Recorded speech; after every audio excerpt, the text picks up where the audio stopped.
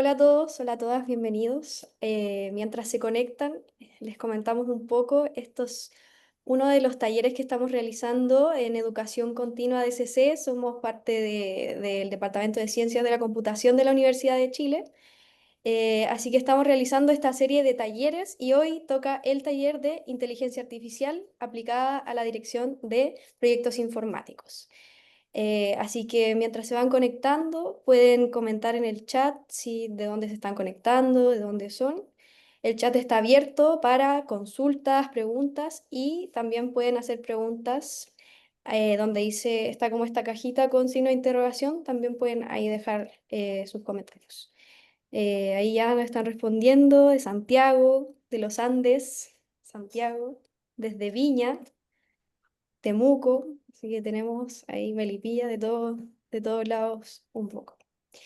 Bueno, vamos a pasar ahora, le voy a dar la palabra a Cristian Bridebo, quien es el jefe de Educación Continua de CC, para que nos comente un poco de qué trata todo esto.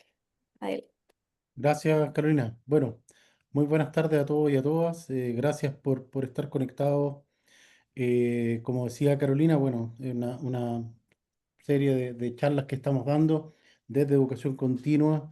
Tenemos una serie de programas. Hoy día estamos en el área de gestión de proyectos informáticos. Los temas que hoy día vamos a tocar en esta charla se enfocan mucho en nuestro diplomado, son cosas que se ven dentro del diplomado. Ahí Carolina después va a presentar a Tomás y Tomás también les va a explicar en qué parte y cómo vemos dentro del programa los temas que hoy día vamos a ver en esta charla, ¿no? Así que los invito también a entrar al sitio web de este diploma y ver cómo les puede generar valor dentro de cada uno de sus funciones en el ámbito laboral. Así que eso, muchas gracias y es una charla muy, muy entretenida, así que ahí lo van a presentar a Tomás, en, en- ahí Carolina lo presenta, así que eso. Muchas gracias. Bueno, Tomás Vera, él es el profesor del Diploma de Gestión de Proyectos Informáticos y quien va hoy día a acompañarlos en este taller. Él es doctor en computación de la Universidad o sea, él es informático y está siendo candidato a doctor en computación acá en el Departamento de Ciencias de la Computación de la Universidad de Chile. Se desempeña como director de investigación, desarrollo e innovación en la empresa Centa y es Senior Technical Advisor en el grupo Titan. También, como les comentaba, él se dedica a la docencia, así que hoy, sin más preámbulos, le doy la palabra a Tomás para que inicie con este taller. Muchísimas gracias. Muchas gracias a todos. Gracias, Cristian. Gracias por la invitación a este seminario. Estoy muy contento de estar acá con ustedes y poder traerles estas noticias, ¿no? Del mundo de la gestión de desarrollos de software, sobre todo de la implementación de tecnología dentro de las compañías y el impacto que ha tenido, ¿no?, la inteligencia artificial en pensar cómo implementar proyectos de software. Eh, Así que voy a proceder a compartir mi pantalla. Ustedes me van diciendo si ven mi presentación. Voy a intentar acomodarme, ¿no? Porque Zoom me pinta un montón de cosas sobre la pantalla. Voy a ver ahí si se ve. ¿Ven algo? Sí, Sí, se se ve. ve. Bueno, impecable. Quiero contarles un poquito de que las cosas que les voy a contar hoy son las bases que nos inspiran a nosotros, ¿no?, dentro de nuestro diplomado, para poder seguir transmitiendo, ¿no es cierto?, la forma en la cual los proyectos informáticos hoy tienen que ser llevados adelante dentro de cualquier organización. Entendiendo, ¿no?, que la IA, así como cualquier otra tecnología, ¿no es cierto?, no es más que una herramienta más que se pone a disposición de nosotros para llevar proyectos adelante, pero no es el fin, ¿no? Y con esto, el fin en realidad es poder apoyar a las compañías, darle efectivamente la fuerza a las organizaciones para que o tomen decisiones, o digitalicen procesos, o automaticen procesos, o roboticen procesos, ¿no es cierto? Que le permiten ser mucho más eficientes, que le permitan atender mejor a sus clientes, que le permitan o reducir costos, o aumentar su capacidad de trabajo, etcétera, ¿no?, dentro de los beneficios que están buscando. Y particularmente durante el proceso de esta conversación que vamos a tener, si tienen dudas o comentarios, los pueden hacer en el chat. Ahí me van a ayudar, efectivamente, si hay algo que podamos interrumpir y poder contestarles inmediatamente para poder dar respuesta a sus dudas. Y por otro lado, si no, al final podemos responder todas las inquietudes o dudas que tengan. Por último, voy a hacer unas pequeñas demos, así que posiblemente vean que la interfaz o la presentación sale y muestro mi escritorio, pero esto es todo para que ustedes vean una demo de cómo podemos aplicar, ¿no es cierto?, efectivamente la inteligencia artificial y cómo tenemos que pensar hacer este nuevo mindset, ¿no es cierto?, de lo que significa ahora gestionar proyectos, entendiendo que la inteligencia artificial vino para quedarse y no más simplemente algo que tenemos que ver o que va a llegar dentro de un par de años, sino que está acá entre nosotros. Partiendo con eso, supongo que algo muy importante, no sé si todos pueden ver la cantidad de participantes que hay, tenemos 88 atendí más o menos, y si revisamos dentro de los atendí, no veo ninguna agente. Vieron que está muy de moda, ¿no? Estos agentes que, pum, se cuelan dentro de las reuniones y nos anotan absolutamente todo lo que pasa en la reunión. Si alguno ya lo vio, bueno, ahí ya están viendo que efectivamente la IA está entre nosotros, ¿no es cierto? Justo en esta charla no está, y bueno, porque particularmente esta charla evoca a uno de los factores más importantes en el desarrollo de software. ¿Y a quiénes? A los humanos, ¿no? Particularmente, fíjense lo curioso de esto, la computación parte, ¿no es cierto? Obviamente nace con la matemática hace muchísimo tiempo, ¿no? Pero su fulgor lo tiene en el año 45, cuando nace el primer computador, que es el ENIAC, y a partir de él empieza el desafío, ¿no? De empezar a escribir software para estas máquinas. Dicen cuenta de que desde el 45 más o menos hasta los años 70, la gente escribía software de manera totalmente artesanal. O sea, de forma, cada uno tenía su propia metodología, la forma de llevar adelante sus proyectos. Más o menos en el 79, un referente, ¿no? Basili, aquellos que lo tengan dentro de sus libros a leer y de su literatura, entiende efectivamente que es uno de los referentes, ¿no? El impacto que tienen los humanos en el desarrollo de software. Y él en el 79 declara efectivamente que hay factores humanos que afectan directamente al desarrollo de software. Empecemos cuando hablamos de desarrollar software, llevar adelante un proyecto de software, entender efectivamente cuáles son todas las características que tengo que tomar en cuenta, cuáles son las variables más importantes a poder poner sobre la mesa para hacer la gestión y la dirección de un proyecto. Particularmente desde esta tarea, de este paper, podemos entender de que a alto nivel hay grandes hallazgos, ¿no es cierto? Particularmente que usar una metodología es muy beneficioso. Yo sé que puede ser cualquier tipo de metodología, ahora vamos a andar un poquito más allá de eso, pero las metodologías están muy ligadas al ciclo de vida y a la forma en la cual quiero llevar adelante mi proyecto.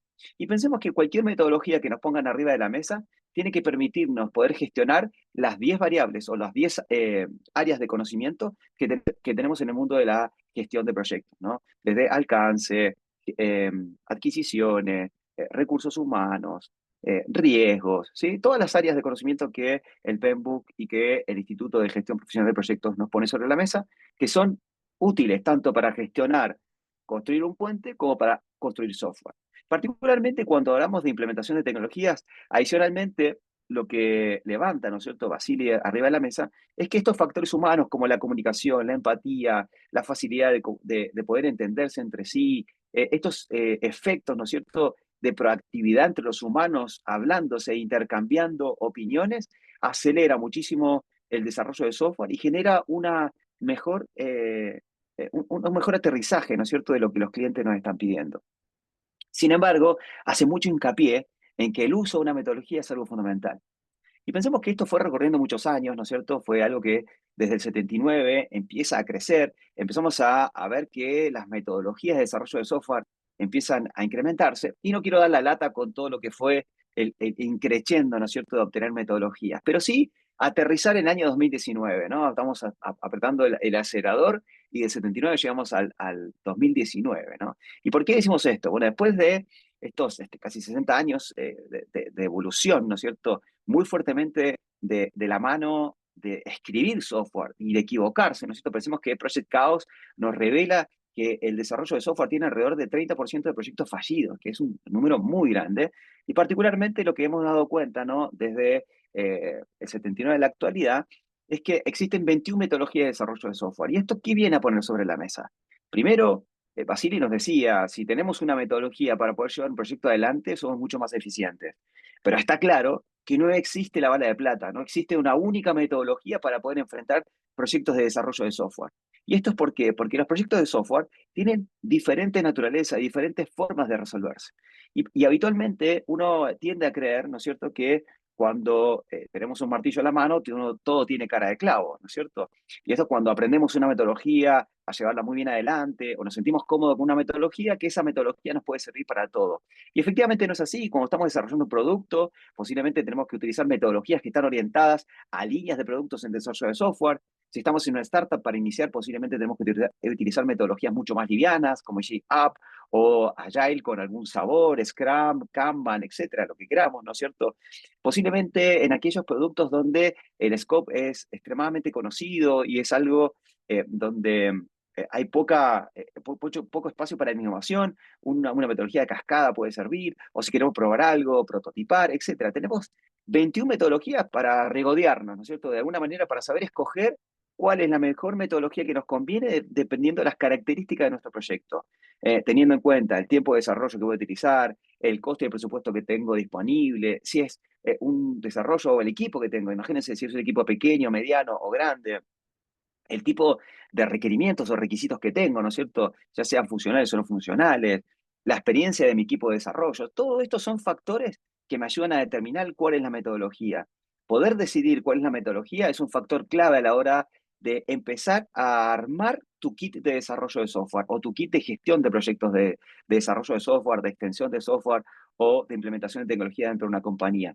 ¿Y esto por qué es clave? Porque si nosotros no logramos determinar de que hay 21 metodologías para poder enfrentar nuestro desafío o nuestra implementación de tecnología dentro de la compañía, posiblemente escojamos una metodología que no aplica o que no se lleva bien con el tipo de proyecto que vamos a llevar adelante. Entonces, pensemos que acá, simplemente para hacer un pequeño recapítulo de lo que estamos hablando, los factores humanos son fundamentales y esos factores humanos acompañados de una buena metodología nos permiten incrementar las probabilidades de éxito, ¿sí? Esto no significa que si utilizamos una metodología, como algunos de ustedes conocerán, hay una metodología que tiene una mala palabra en inglés, ¿no? Que se llama Programming Motherfucker. Esa metodología es olvídate de todo y solo programa. También puede servir para algunos casos, ¿no es cierto? Pero particularmente en la industria, esa metodología no nos acomoda, sino que tenemos otro tipo de metodologías, al menos 21, que nos van a permitir poder llevar nuestro proyecto adelante. Como ven, cada característica y cada estrategia va a depender mucho del proyecto que queramos enfrentar, pero factores humanos y escoger una buena metodología son relevantes para este factor de éxito.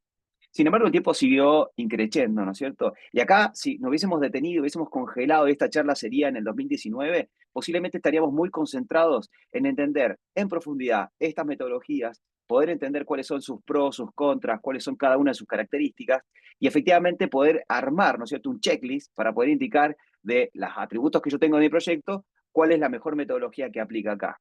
Pero hubo un quiebre fundamental. Piensen que en el año 2022 irrumpe de alguna manera los LLM o los grandes modelos de lenguaje dentro del ecosistema del desarrollo de software. Y antes de que ChatGPT fuera famoso, dentro de nosotros empiezan a aparecer en el año 2020, más o menos, GPT-3, que si bien todavía GPT-3 no era famoso por ChatGPT como lo conocemos hoy, era un gran modelo que era capaz de predecir cuál era la siguiente palabra, ¿no es cierto?, que poníamos al completar un texto. Y a esto se le vio mucha utilidad para poder generar ayudantes de escritores de código, ¿no? De alguna manera, este trabajo lo que viene a buscar es a entender, ¿no es cierto?, cuál fue el impacto en ese momento, ¿no es cierto?, año 2022, de poder utilizar una herramienta como Copilot o algún asistente, ¿no es cierto?, dentro del IDE del desarrollador, para poder apoyarlo en la escritura de código. Y esto, fíjense que tiene en la ingeniería de software mucha relevancia cuando el proyecto ya partió, ¿no es cierto? Hicimos todo el análisis de requisitos, entendimos el alcance, tenemos todos los instrumentos de gestión del proyecto y en algún momento empezamos, perdón, a desarrollar código. Y por lo tanto, una herramienta como Copilot puede ayudar a una persona que está tomando o un caso de uso o una historia de usuario y tiene que empezar a escribir cómo solucionar con tecnología esa problemática planteada por el negocio o esa necesidad planteada por el negocio. Con esto, los investigadores lo que hicieron fue someter a diferentes desarrolladores a que experimentaran, ¿no?, con estos modelos, a llevar diferentes tareas y poder ver cómo estos desarrolladores la completaban con asistencia de inteligencia artificial para completar el código que ellos estaban escribiendo y sin inteligencia artificial. Y algo que es paradójico, ¿no?, así como lo demuestra este trabajo, que me parece muy interesante, demuestra que efectivamente los programadores tienen una pérdida de rendimiento al utilizar este tipo de herramientas. Estamos hablando del año 2022, ¿sí? año que yo sé que para inteligencia artificial parece la prehistoria, pero nada, han ocurrido 3 años, un poquito menos de 3 años desde que se hace este estudio.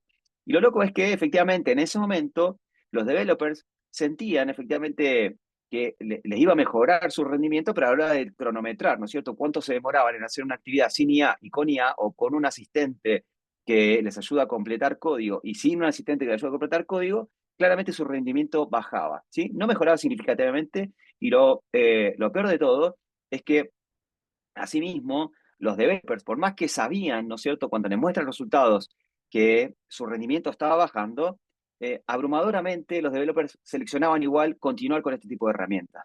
Y uno puede entender qué es lo que le pasa a la mente del developer, ¿no? Particularmente, no comenzar desde la hoja en cero es un factor fundamental. Es algo que nos permite poder mejorar de una manera mucho más rápida el entendimiento de la problemática o también salir, ¿no?, de esta inercia, ¿no?, de esta dinámica de cómo pienso, cómo voy a enfrentar este desafío de desarrollarlo. Planteamos esto porque en definitiva lo que estamos viendo es que muchas de las herramientas, si no capacitamos a las personas, si no las configuramos de buena manera, si no les damos una utilidad dentro de la metodología de desarrollo que estamos implementando, claramente pueden tener efectos negativos. Y cuando hablamos de la gestión de desarrollo de software utilizando IA, lo primero que tenemos que entender es cómo utilizar esa IA en el momento y en el lugar preciso. Y sobre todo, cómo las personas van a empezar a convivir con esta IA dentro del proceso de desarrollo, dentro de alguna de estas 21 metodologías que seleccionamos para desarrollar software, porque no es compatible con todas las metodologías y no es compatible con todos los equipos de trabajo que tenemos. Ese es el segundo factor importante que quería plantearles. Adicionalmente, pensemos que una vez que ya empieza a tomar fuerza, ¿no es cierto?, evolucionando del 2020 hacia el 2022, 2023 y 2024, se ha robustecido la forma en la que los LLM enfrentan el desafío de completar no solamente texto, sino que también código. Piensen que el texto es muy importante, no solamente para todas las tareas que ya conocemos que hace un LLM, sino que también para la ingeniería de software o para la gestión de proyectos, para todas aquellas tareas administrativas donde hay que fortalecer la comunicación entre lo que el equipo de desarrollo está entendiendo y lo que nuestro cliente nos está queriendo transmitir que tenemos que solucionar. Esta evolución sigue avanzando, tan así que el año 2023, Caparty, hoy si lo buscan, Andrew, van a encontrar una charla pero espectacular de él en Way Combinator, donde él efectivamente en 2023 pone sobre la mesa y ella se da cuenta, ¿no?, que la evolución de los LLM va a impactar directamente en los lenguajes de programación. Y es tan así que dice que el lenguaje como más caliente en este momento, más usado, va a ser el inglés, ¿no es cierto? Y que vamos a terminar desarrollando ya no en Ruby, en Java, en COBOL, en Python o en Rust, sino que vamos a terminar escribiendo todo nuestro código en inglés, en español, en francés, en definitiva, en el lenguaje nativo en el cual podamos explicarle a una computadora qué es lo que queremos hacer. Y otra vez acá, esto tiene un impacto muy significativo, muy grande a la hora de pensar cómo gestionar efectivamente nuestro desarrollo de software. Y piensen que en un proyecto informático, uno de los assets más importantes, ¿no es cierto?, que tenemos es el codebase, es el código fuente de nuestra organización. ¿No será también importante ahora tener en cuenta que otro de los aspectos importantes van a ser los prompts o van a ser esto que escribimos en lenguaje natural que impulsa a que se escriba una tarea de código, ¿no es cierto?, de implementación, o imagínense, no es código, sino que estamos hablando de un proyecto informático de implementación de reglas de un firewall. Y posiblemente esas reglas ahora ya no las escribamos en el lenguaje del firewall, un F5, sino a lo mejor en un motor de reglas como Suricata, ¿no? Sino que la estamos escribiendo en inglés y que alguien las traduce después en el lenguaje o en la regla original a donde tienen que ser deployadas. Entonces, ya acá empiezan a ser la idea de un nuevo asset, ¿sí?, de una nueva forma, de otro mecanismo, de otro componente que tenemos que entender, administrar y que efectivamente vamos a tener que empezar a poner dentro de nuestras planificaciones, ¿no es cierto? Que hay que crear o tener estos artefactos también previstos a la hora de gestionar nuestros proyectos de implementación de tecnología dentro de las compañías. El siguiente paso, pasando, ¿no es cierto?, el año 2023 y efectivamente con la fuerza que empiezan a tomar los LLM, que de alguna manera saben ahora completar código, no solamente, como les dije anteriormente, texto, sino que saben completar código, nace la necesidad de poder compararlos, ¿no? Ya teníamos un harina de LLMs que nos mostraban, ¿no?, cuáles de los LLMs eran más importantes o tenían la capacidad de competir a la hora de completar, por ejemplo, desafíos matemáticos o de interactuar con personas a modo de chat de conversaciones entre personas, y ahora tenemos una Arena que nos muestra, ¿no es cierto?, cómo es capaz un LLM de codificar bien, de pasar por desafíos de codificación. Acá traigo como un catálogo, no sé, los primeros LLM que están categorizados para poder completar código, pero además de los LLM tradicionales, que son modelos basados en mixtura de expertos, también tenemos modelos que son 100% específicos para codificación, o sea, que son LoRas, que fueron entrenados en vez de estar entrenados con todo el Internet, más Reformer Learning con Human Feedback, son entrenados específicamente con código, como puede ser DeepSeek Code, o tenemos también una versión de Gemini Code, una versión de Llama Code o de Cloud Code, que son herramientas, ¿no es cierto?, que no solamente son capaces de completar texto natural, sino que, perdón, adicionalmente tienen la capacidad y son específicamente entrenados para poder completar código. Y con esto ya estamos viendo de que el hecho de poder tener herramientas que no solamente entienden lenguaje natural y traducen ese lenguaje natural a código, sino que tenemos herramientas que ahora son capaces de completar de mejor manera y de manera específica código a través de inputs, a través de prompts, ¿no es cierto? Lo conocemos como estas instrucciones que le damos a un LLM para que pueda completar código. Con esto en mente, y entendiendo, ¿no?, que los LLM han evolucionado y están muy cerca, ¿no es cierto?, de la etapa de desarrollo, ahora tenemos que pensar que de alguna manera, teniendo los factores humanos, teniendo las metodologías de desarrollo y estas herramientas que pueden, de alguna manera, lo que se intenta ver es que podrían ser de ayuda dentro del desarrollo de software, también tenemos que tenerlas en cuenta. Así como tenemos en cuenta el hardware, qué nube vamos a utilizar, qué arquitectura vamos a utilizar, cuál es el tipo de solución que queremos construir, posiblemente tener en cuenta un LLM que nos venga a apoyar a la hora de implementar, extender, migrar o simplemente prototipar un software, puede ser que un LLM sea una herramienta de utilidad, no solamente en el código, sino que también a la hora de entender los requerimientos. Por otro lado, algo que hay que tener en cuenta es un informe que salió hace muy poquito. Este informe no tiene más de 3 semanas.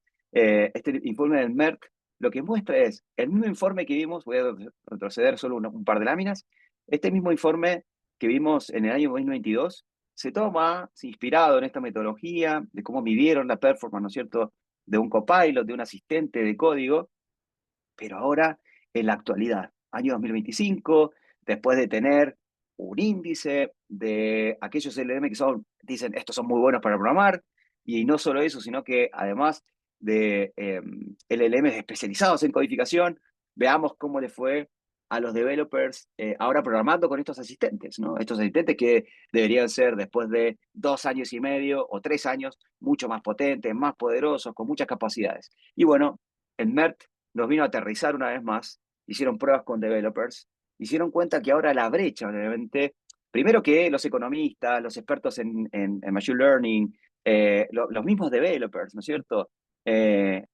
Antes y después de hacer el test, los tipos decían, mira, de seguro me va a incrementar mi productividad.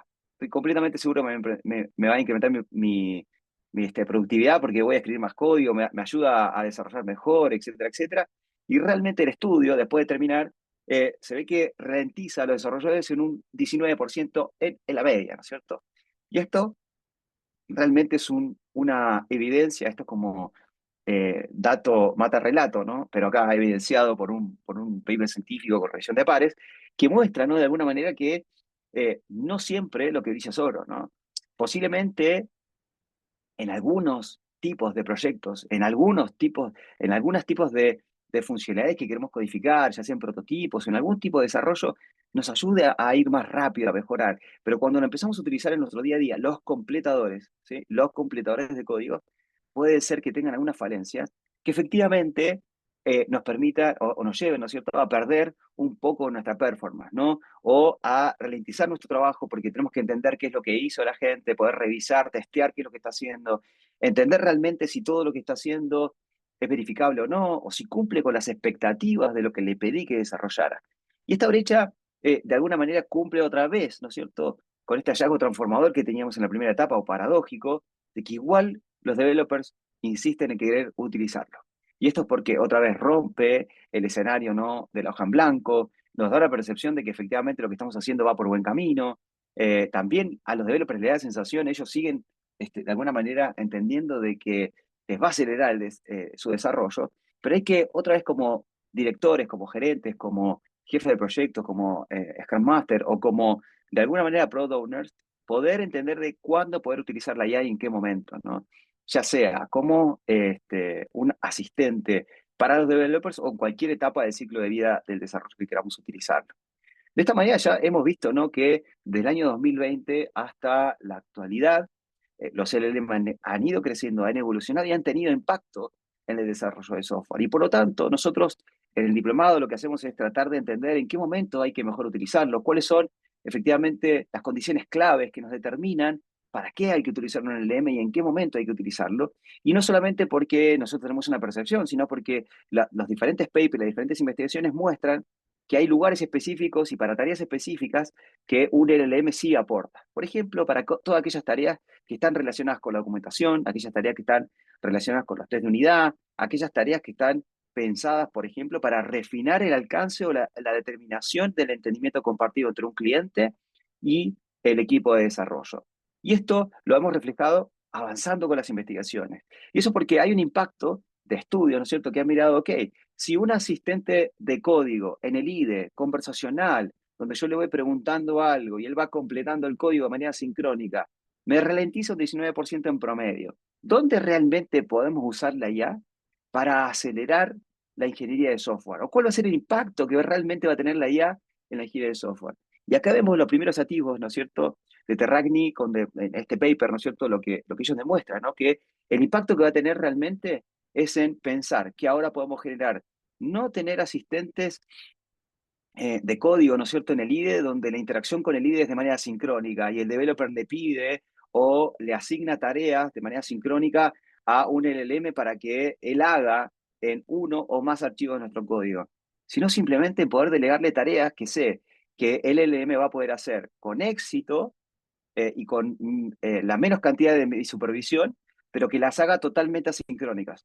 Y yo me dedico efectivamente a hacer lo que realmente como developer puedo hacer. Entonces ahora mi trabajo, el trabajo que yo sé hacer, lo voy a hacer de manera totalmente proactiva, voy a poder empujar e impulsar el desarrollo que yo conozco y que puedo hacer de la manera que lo hacía anteriormente sin perder performance, y si realmente pude seleccionar aquellas tareas que son totalmente delegables y que una IA las va a poder resolver totalmente de manera asincrónica. Y no va a depender de que yo le esté contestando, ¿no?, como si fuera un chat o una conversación con un compañero de trabajo, sino que él va a trabajar independientemente y si tiene alguna duda, alguna pregunta, él me va a interrumpir y me va a preguntar para que yo valide o acepte las cosas que él está haciendo.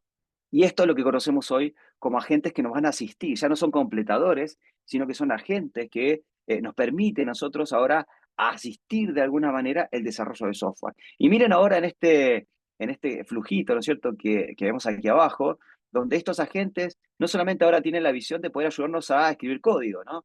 Ya fíjense que no solamente están a la hora del desarrollo, ¿no es cierto?, en el coding, como estaban antes solo pensando, ¿no?, se medía en el IDE, ¿no?, asistiendo a completar código o ayudarnos a escribir código de manera automatizada, sino que ahora tiene un impacto en el ciclo de vida casi completo, ¿no? Podemos decir que de alguna manera estos agentes, que son LLMs, ¿no es cierto?, que tienen la capacidad de planificar, ¿no es cierto?, de planificar obviamente de manera controlada, no es que razonen, esta forma de trabajar es por cadena de pensamientos o árboles de pensamientos, ¿sí?, que uno, comillas, comillas, podría traducirlas en un pequeño razonamiento, pero eso es la capacidad de planificar, así como lo hacen completando texto, nada más que son capaces de armar un plan a seguir, eh, dada el entrenamiento o el fine-tuning que tengan. Y esto es lo que nos permite hacer, por ejemplo, un humano puede utilizar Jira para poder poner las frases iniciales de las historias de usuario que quiere que complete. Un agente podría tomar esas historias de usuarios de manera totalmente asincrónica. Y él con un prompt que tenga, con una especialización que tenga, y algo que vamos a ver ahora, ¿no?, que algo más que simplemente un prompt y un LLM de su lado, empieza a completar esas historias de usuario. Y su especialización le va a permitir o completar las historias de usuario o completar los puntos de función o completar los casos de uso, dependiendo de la metodología que tengamos, para luego que los tome otro asistente o que lo tome otra gente especializado, por ejemplo, en prototipar, en hacer un plan de cómo se va a codificar, en entender, dado estas historias de usuarios, cuáles son la ligación o la precedencia que tiene cada una de estas historias de usuarios para ser codificadas, ¿no? No puedo agarrar a tontas y a locas y elegir cualquier tarea para poder codificar. Y luego de eso le pregunto a un humano si esto que está construyendo hace sentido o no. Y el humano acepta o rechaza el plan para que o se reconstruya o se lleve adelante. Y una vez que se empieza a desarrollar, fíjense que en la siguiente etapa de codificación, ahora los agentes codifican de manera totalmente asincrónica, o sea, pueden tomar tareas en conjunto con los humanos. Los humanos también pueden sacar historias de usuario o casos de uso para empezar a codificarlos con su dependencia correspondiente, al igual que lo puede estar haciendo un agente. Y los agentes van a saber qué historias pueden tomar dada la complejidad que tenga esa tarea. O sea, podemos determinar que hay ciertas tareas que sabemos que los agentes no saben resolver bien. Porque sabemos hasta ahora que para codificar o para poder cambiar ciertos archivos que posiblemente tengan una alta dependencia o que tengan una complejidad muy alta de desarrollo, le vamos a decir, los vamos a marcar de tal manera en la etapa del plan que no pueden ser tomados por un agente y solo van a ser tomados por un humano. Entonces ahora tenemos una visión de convivencia entre agentes que codifican y humanos que codifican. Y que de alguna manera, al igual que ocurría con algunas metodologías, como por ejemplo la agilidad, cuando un agente termina una historia, él la deja en algún lugar para que alguien la revise. Y ese quien lo va a revisar va a ser otro humano. Después de haber pasado por todos los procesos, obviamente, de revisión automatizada, quien da el feedback real, si esa tarea fue completada o no de buena manera, es un humano. Y si un humano acepta esa historia, pasa inmediatamente al flujo como si lo hubiese codificado un humano. Con esto en mano, vemos un impacto que hay, ¿no es cierto?, sobre los pipelines, sobre la metodología de desarrollo y sobre todo cómo empezamos a hacer gestión. Porque piensen, para las metodologías de gestión, ahora no solo tenemos que gestionar humanos desarrollando tareas, sino que estamos gestionando también agentes desarrollando tareas.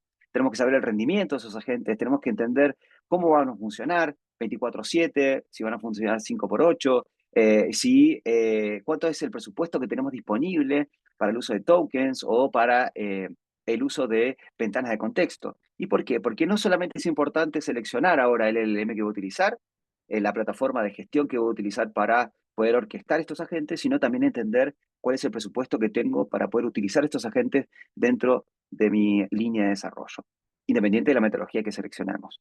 No solamente va a ser importante el framework de gestión de estos agentes, sino que hay otro punto importante. Entender de que ahora hay otro asset importante. Como lo mencionamos al inicio, no solamente tengo los assets tradicionales, ¿no es cierto?, como mi Corebase, sino que además voy a tener técnicas de prompting para cada una de las tareas que va a desarrollar cada uno de estos agentes. Piensen que a la hora de empezar a hacer nuestro proyecto de software, muchas veces nosotros tenemos template de gestión que dicen, mira, en el primer paso, o así sea, cualquier ciclo de vida que elijamos o de estas 21 técnicas de gestión, voy a tener templates que me ayudan a gestionar los assets que voy a hacer o que voy a llevar adelante a la hora de llevar adelante mi proyecto de software. Entonces, en algunos voy a tener que hacer gestión de humanos, gestión del codebase, el framework de desarrollo que voy a utilizar, el lenguaje, la arquitectura, cómo voy a levantar los requerimientos, cómo los voy a aceptar con el cliente. Y ahora tengo que determinar qué tipo de prompt y qué prompt voy a utilizar para cada uno de los agentes que voy a incluir en mi pipeline de desarrollo.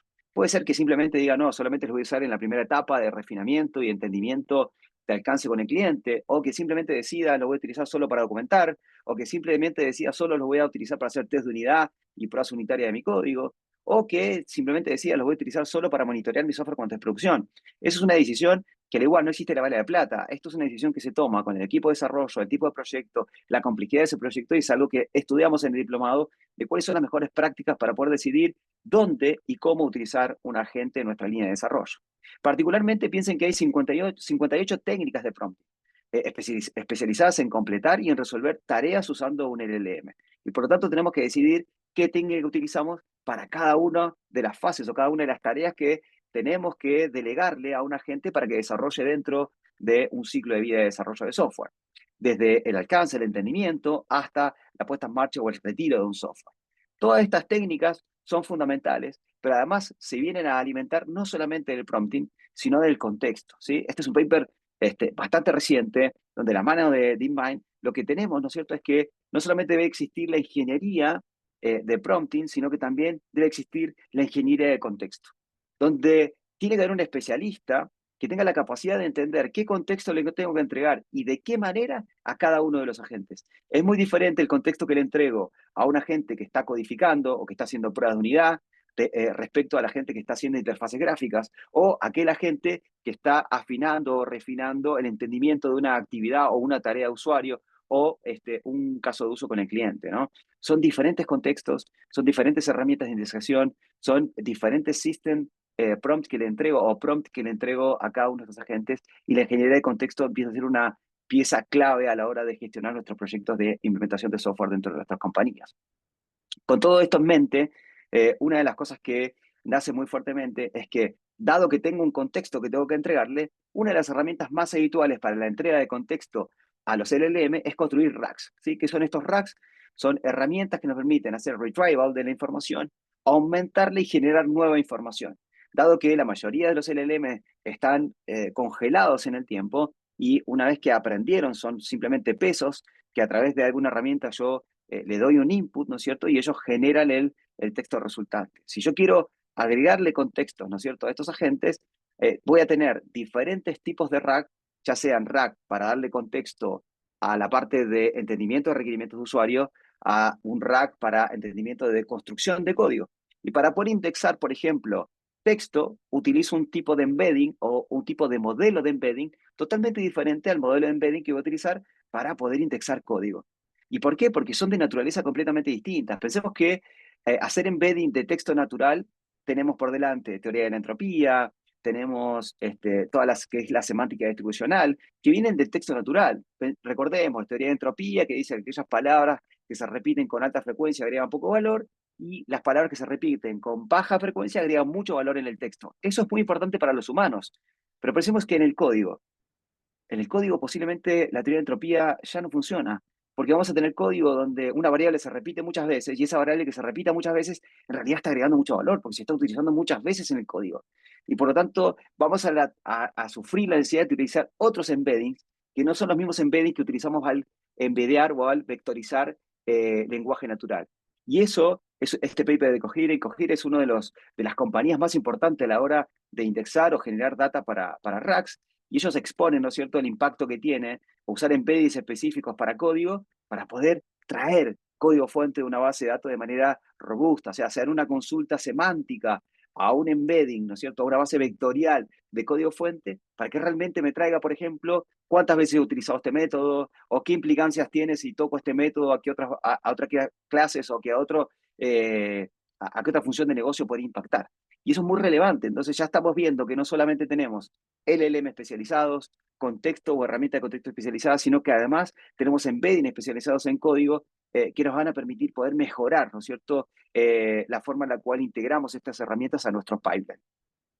No solo eso, sino que además estas herramientas han mostrado un resultado sorprendente cuando hacemos few shot de diferentes tipos de código, en diferentes tipos de lenguaje. No solamente podemos integrar a estos embedding utilizando un code base con un solo tipo de lenguaje, sino que podemos utilizar múltiples tipos de lenguajes para que estos embedding tengan la capacidad, así como lo hacemos, ¿no?, con LLM, que le podemos hablar en español, en inglés o en francés. Lo mismo le está ocurriendo a estos embedding cuando le hablamos de múltiples lenguajes, los enriquece mucho más, puede entender efectivamente cómo se relacionan cada una de estas variables, la asignación de la misma, la construcción de caminos o paths o la construcción de algoritmos, utilizando, ¿no es cierto?, este tipo de embedding para poder tomar nuestro code base e indexarlo de muy buena manera. Con todo esto en la mente, lo que nos vamos a encontrar es efectivamente que estas herramientas de RAG, ¿no es cierto?, generativas, utilizando embedding específicos, aceleran o incrementan muchísimamente nuestros codificadores o nuestros agentes que codifican. Y ahora ya empezamos a tener otro nuevo asset, ¿no es cierto? Vimos que teníamos el ciclo de vida que teníamos que seleccionar, qué LLM vamos a utilizar, qué embedding, y ahora, adicionalmente, qué tipo de RAG tenemos que construir. Insisto, una vez más, esos son los temas que revisamos en nuestro taller para poder acompañarnos, ¿no es cierto?, en este proceso de poder entender que ahora cuando desarrollemos un software, pensando, ¿no es cierto?, una metodología a la cual queramos utilizar, puede ser que justo la metodología que utilicemos nos tengamos que cruzar con la selección de algún tipo de RAG o o algún tipo de herramienta, ¿no es cierto?, que nos haga obtener información desde una base de datos, un codebase, ¿no es cierto? Imaginemos, ¿no?, que estemos haciendo la migración de un código fuente de COBOL a Java, por ejemplo. Bueno, vamos a necesitar una herramienta de este estilo. Imposiblemente, si estamos iniciando un proyecto desde cero, no sea necesario un rack, pero sí otro tipo de herramienta, y esas son las decisiones que tenemos que tomar a la hora de implementar software dentro de nuestras compañías. Por último, pero no menos importante, es que cuando ya tenemos toda esta visión y hay roles bien definidos, también necesitamos tener decisiones bien a la izquierda, ¿no es cierto? Decisiones que tienen que ver con seguridad, con ponderar, ¿no es cierto?, criterios de calidad al momento de desarrollar software. Y por lo tanto la arquitectura se transforma, ¿no es cierto?, en un aspecto muy importante. Así como es la seguridad, ¿no es cierto?, la arquitectura también es un aspecto muy importante.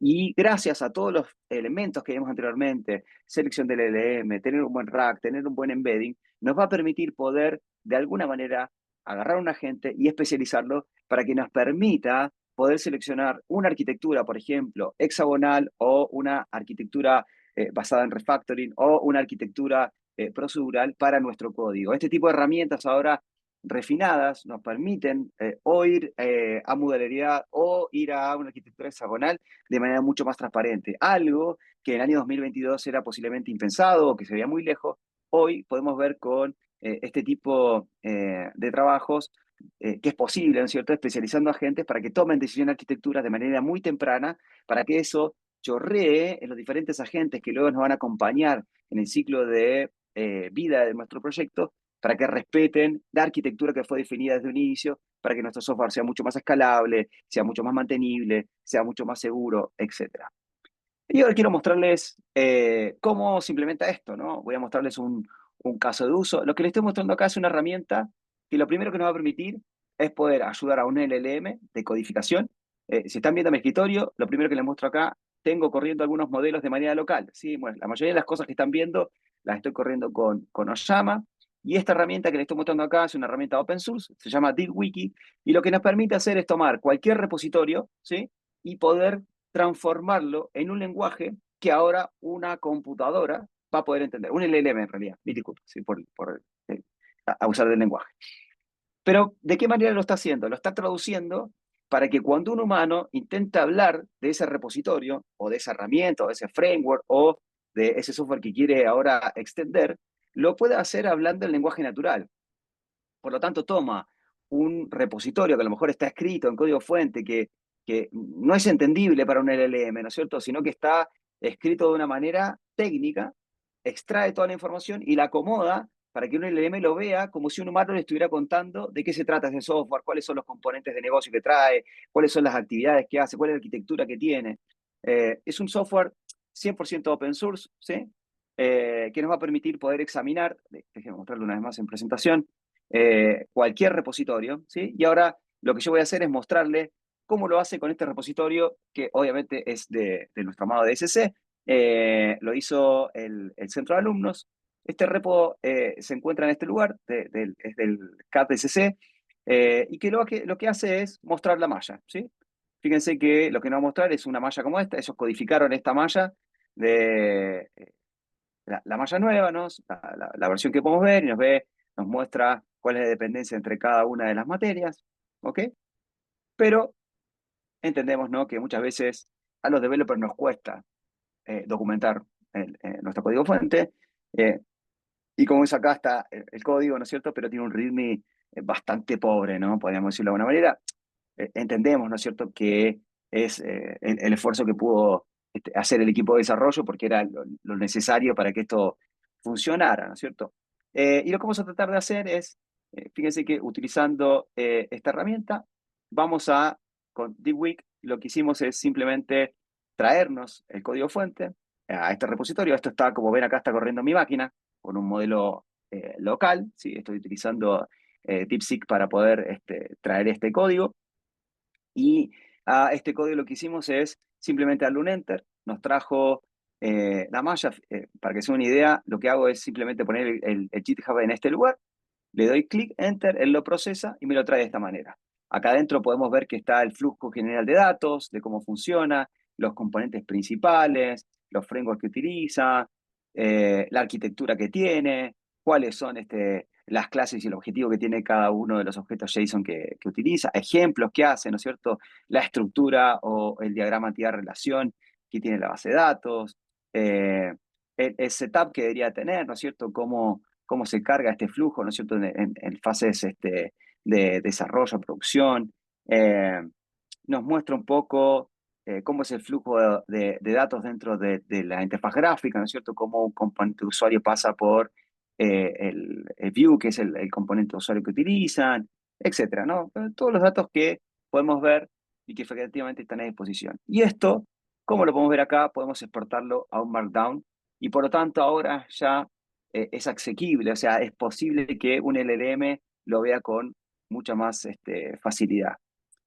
Como ven y como les mostraba acá, somos capaces de levantar cada uno de estos artefactos, ¿no es cierto?, de esta arquitectura de manera mucho más rápida. Pero eso no nos alcanza, porque como dije anteriormente, esto nos va a servir para hacer un RAG, para poder decirle a un LLM que refine una historia de usuario, que entienda mejor un requerimiento que le voy a hacer.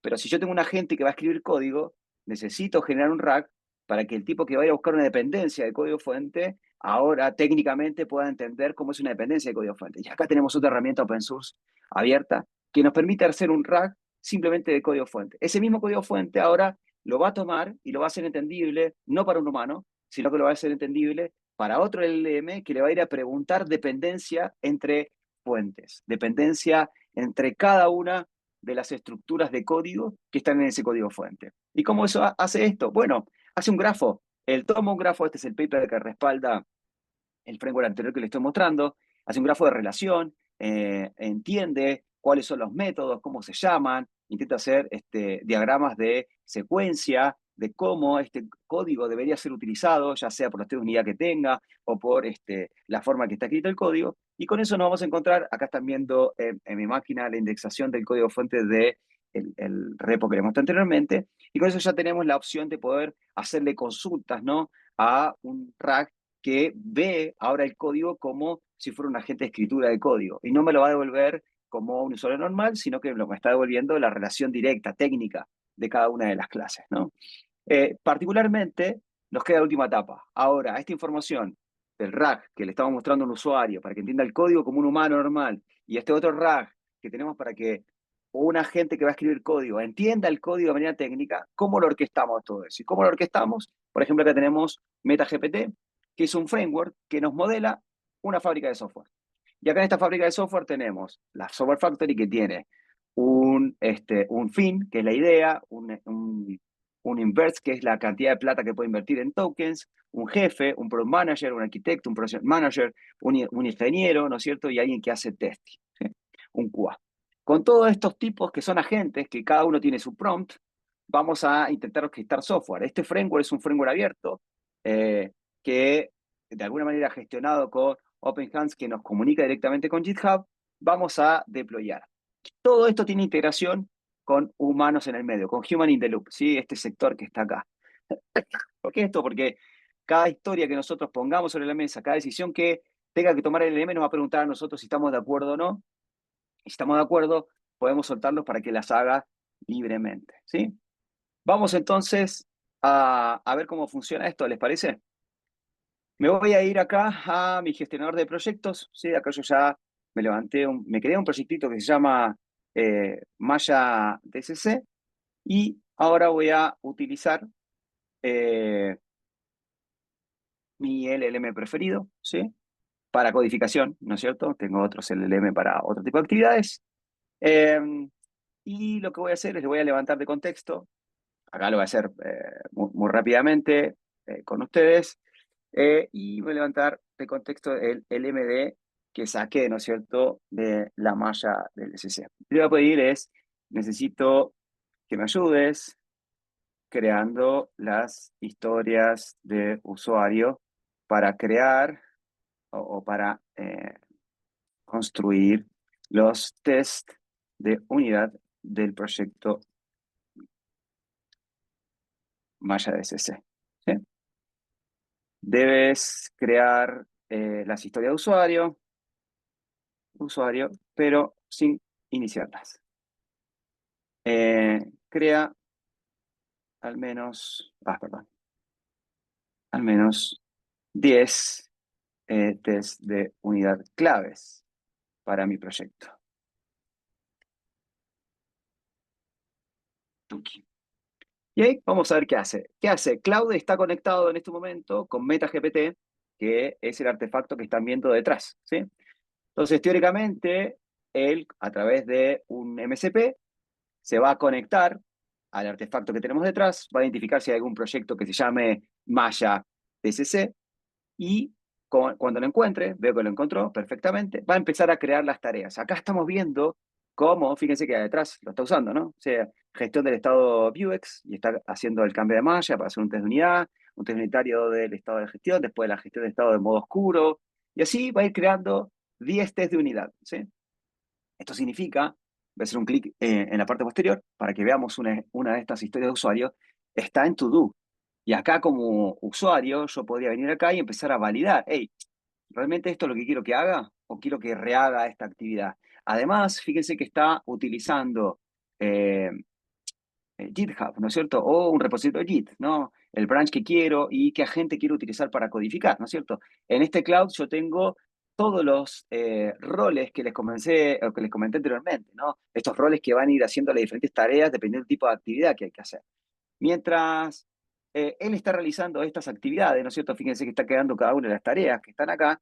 Yo podría decirle que inicie alguna de estas actividades, ¿sí? Puedo tomar alguna de estas actividades a que me sienta cómodo, que él va a codificar. Este es el plan que tiene y supongamos que estoy de acuerdo con el plan.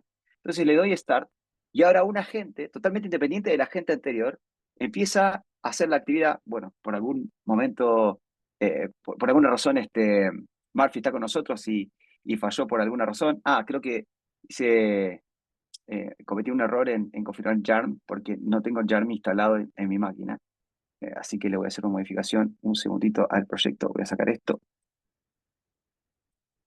para que no tenga problemas y le voy a decir, voy a intentar hacer que lo haga nuevamente sin esa inicialización que tenía equivocada. Ahí seguramente va a funcionar. Entonces, ahora él está iniciando, ¿no es cierto? Estos agentes empiezan a discutir entre sí y van a armar este plan, ¿no es cierto? Entendiendo, ¿no? Que acá arriba está la definición de lo que tiene que hacer. Entonces ellos toman este plan y lo van a empezar a desarrollar. Si yo tuviera, ¿cierto? Alguna conjetura o alguna cambio de opinión respecto a alguno de estos planes, simplemente vengo acá y lo modifico. Digo, ¿sabes qué? No quiero que hagas esto, quiero que hagas otra cosa. Acá puedo escribir qué otra actividad quiero que realice mi agente. Esta agente acaba de terminar y ahora está esperando la validación de un humano, ¿sí? Si yo quisiera saber qué es lo que hizo este humano, puedo venir acá, perdón, esta agente, abrir mi editor preferido y poder entrar al código que él acaba de hacer, ¿sí? Al código que él estaba desarrollando. Vamos a tomar otra historia de usuario y vamos a darle play para que comience y empiece a construir.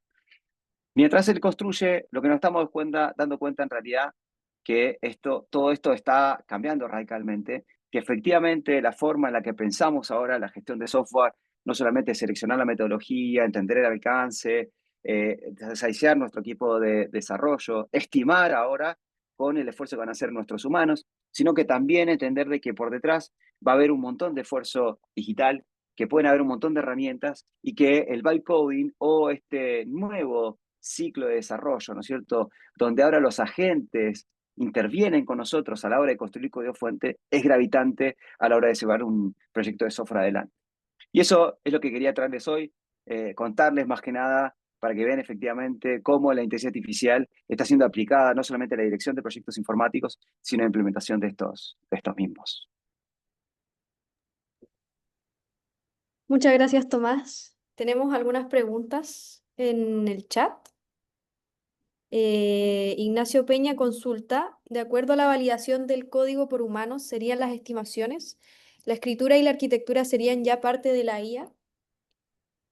Yo creo que en la mayoría de las actividades hoy van a ser revisadas por un humano. Lo que pueden hacer es completarnos o darnos una aproximación en arquitecturas, en la escritura de código, y humanos lo que hacen es revisar si eso que están escribiendo realmente cumple con las expectativas que le dé un humano. Y yo diría que en realidad lo que está ocurriendo es que estos agentes se están haciendo cargo de aquellas tareas donde tenemos mucha certeza que lo van a hacer bien. Así como lo estamos haciendo hoy con algunos chat o agentes que atienden humanos, por ejemplo, a través de WhatsApp, y que sabemos que ciertas actividades las van a hacer de manera correcta, estamos haciendo lo mismo con el código. Le estamos dando responsabilidad, por ejemplo, por eso hice la demo de test de unidad, o de que creen interfaces gráficas básicas para un prototipo, para esas actividades donde sabemos que es controlado y que lo que van a desarrollar nos van a permitir efectivamente sacarle mayor provecho a un agente que funcione de manera sincrónica. Camilo Ponce preguntó cuál es la diferencia entre robotizar, integrar IA o automatizar. Cuando estamos automatizando, piensen que la automatización necesita una intervención eh, de humanos, ¿no? La digitalización lo que va a hacer es algo que pasaba de manera análoga, lo va a pasar a manera digital, ¿sí? Entonces ahí estamos digitalizando. Cuando estamos automatizando, quiere decir que hay un proceso automático que es capaz de identificar cuando un evento se levanta, cuando una actividad digitalizada gatilla un evento y puede hacer cosas que antes hacían los humanos, ya sea de manera digital o de manera análoga. Y cuando estamos robotizando, es que efectivamente hay un robot que es capaz de planificar, de decidir actividades y de llevar adelante una tarea, una resolución de una tarea totalmente asincrónica sin intervención de humanos, ¿no? Esta robotización que estamos haciendo con el vibe coding o con todas las herramientas que nos provee el vibe coding, tiene además el condimento de que cada actividad que robotizamos tiene la intervención humana, o sea, la validación de un humano, dado que el impacto que puede producir en el cambio de un código o en la propagación del uso de una función o de un método puede ser muy importante, y por eso ponemos a un humano en el medio. Ujú. Juan Fajardo pregunta dónde están esos agentes, van a la nube, se dejan en forma local, hablando del tema pasado. Bien, en este momento todo lo que ustedes vieron estaba corriendo de manera local en mi máquina. O sea, podemos tener esta arquitectura con DeFi, con Floodwise, con N8N, todos corriendo de manera local. O con MetaGPT. MetaGPT lo pueden descargar ustedes y correrlo totalmente en su máquina. Y si necesitan mucho nivel de procesamiento o máquinas mucho más potentes, también podrían correr la nube sin ningún tipo de problema. Sí. ¿Qué riesgos se ven en compartir el código, por ejemplo, con estos agentes? O sea, como digo, pues esto puede ser 100% privado, que no compartir código con nadie, sino que la gente lo conoce, pero todo de manera local. Y efectivamente, ¿no? Compartir esto, a lo mejor con plataformas abiertas, ya lo vimos, ¿no? En el CEO de OpenAI compartió que efectivamente todo lo que hablemos con ChatGPT, si nosotros abrimos la ventanita de feedback, ellos lo pueden utilizar para reentrenar o para poder, poder hacer nuevos modelos. Así que estaríamos entregando información a las compañías que nos proveen de esos modelos. Juan Gutiérrez pregunta, ¿los modelos de aprendizaje de los agentes son normados por alguna ley dependiendo del país donde se esté implementando el agente? La mayoría, o sea, pensemos que en Europa hay legislaciones muy importantes del uso de modelos, ¿no? De IA, que están basadas en riesgos. Hay 10 riesgos, ¿no? Por ejemplo, no quiero traer detalles muy técnicos, pero tiene que ver, por ejemplo, con el scoring, ¿sí? No, si uno quisiera hacer un modelo que haga scoring de personas, tiene que ir al gobierno, plantear el porqué, y dependiendo del uso que se le va a dar, nos aprueban o nos rechazan ese modelo. Para agentes y para ese tipo de agentes todavía no hay una normativa, entendiendo, ¿no? Que están codificando o que están desarrollando. Posiblemente a futuro exista alguna normativa, esto va a depender de cada país. Chile está siguiendo la misma agua o la misma vía de la Unión Europea, o sea, se está desarrollando una ley marco que tiene suma urgencia ahora en el Senado y que busca otra vez normar a través de riesgo, ¿no? Scoring, uso militar, biometría, etcétera, ¿no? Son 10 riesgos que están catalogados, pero no particularmente no entran este tipo de agentes. Pero sí hay un impacto del uso o el entrenamiento de modelos de inteligencia artificial eh, respecto a los datos, ¿no? O sea, pense que la ley de protección de datos entra en su plena vigencia en el año 2026, pero ya está vigente, lo que hace efectivamente que a la hora, Claudia acaba, ¿no? De anunciar que tiene un juicio muy importante por el uso indebido, ¿no es cierto?, de ciertos libros, que podría hacer quebrar a la compañía. Bueno, esto le puede pasar a una empresa si no toma los recuerdos correspondientes de entrenar o usar, ¿no es cierto?, un agente sin tener en cuenta de que tiene permiso para acceder al codebase con el cual está entrenando a su agente. Súper. Dice Camilo Ponce, ¿cómo podría uno aproximarse a una compañía que busca implementar IA que tiene poco contexto o su organización es pobre? Particularmente lo primero que uno hace, hay un, un trabajo que les recomiendo leer muy potente, que lo hizo la gente del SENIA. Lo recomiendo porque es chileno y habla de la realidad chilena, ¿no? El SENIA hizo un trabajo que lo pueden buscar como el impacto de la Gen IA en el trabajo, Gen IA, ¿sí? De la inteligencia artificial generativa. Y ellos muestran, ¿no? Un framework que nos va a permitir poder entender si ese rol, esa tarea o esa actividad es susceptible a poder ser robotizada o automatizada utilizando inteligencia artificial generativa. Y con ese framework ustedes van a poder enfrentar a esta compañía entendiendo, ¿no es cierto?, qué es lo que hace, cuánto de esas tareas son de uso cognitivo, cuáles son repetitivas sin uso de cognición, etcétera, etcétera. Y ahí con eso poder darle una tasa de automatización y también mirando la rentabilidad. O sea, si esta actividad la hace una persona, por ejemplo, con un sueldo X, posiblemente esas actividades, dado el costo que va a tener automatizarlas, no sea rentable automatizarlas, ¿no? Y antes de responder a Estefanía, tenemos a Juan. No, Pablo Farías dice, ¿es parte del seminario la implementación de todas estas herramientas? Me imagino que del diploma, quizás. El Sí. diploma en completo, o sea, y sobre todo cuando trabajamos en el workshop con Sergio y con Daniel, lo que hacemos es mostrarle, ¿no es cierto?, la utilización de este tipo de tecnologías y cómo nosotros, ¿no es cierto?, hacemos el uso de estas tecnologías ya en casos reales y cómo podrían ustedes empezar a usarlas en el desarrollo de sus proyectos de software.